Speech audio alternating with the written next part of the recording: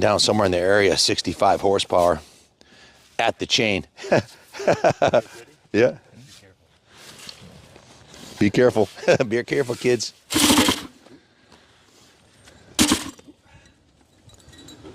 Guess this is like Gavin's. Thought it would have went.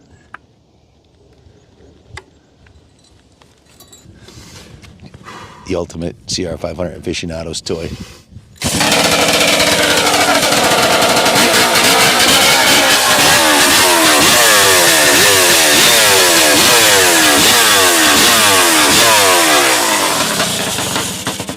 Don't recommend getting in front of the chain. If that comes off, it'll tear your fucking face off.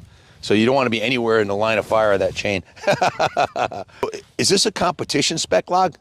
Yeah, this is about 14 inches or so. It's just white pine. It's usually what